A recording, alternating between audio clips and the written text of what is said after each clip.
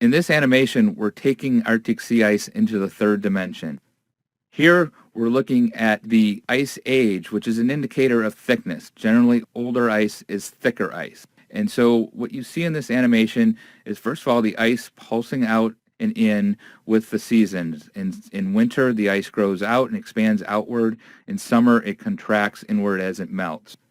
In addition, you see the whiter ice, which is the older ice, moving around the Arctic, being pushed around by winds and currents that move the ice. And what you can see is over the years, the ice pulses around and it moves around towards the top along the coast of Greenland. You see that the older ice eventually moves out of the Arctic and into the North Atlantic where it melts.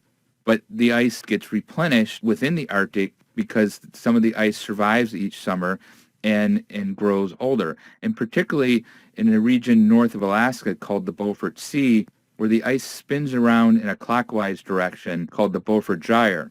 And that ice can keep spinning around oftentimes for several years and gradually getting older and thus getting thicker. Eventually, the ice will spin out of that gyre and go out through Fram Strait. But in the past, what has happened, we've always had enough ice growth and ice aging, enough ice surviving the summers to replenish the older ice that's lost.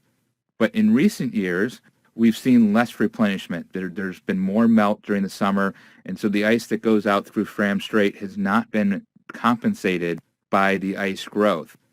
In addition, especially in recent years, we've seen some pretty remarkable things in the Beaufort Sea, where that area that used to be a nursery for the development of the older ice, allow the young ice to age and mature. What we've seen instead is the ice is now more broken up, more scattered, and that's allowing the older ice to melt within the Beaufort Sea.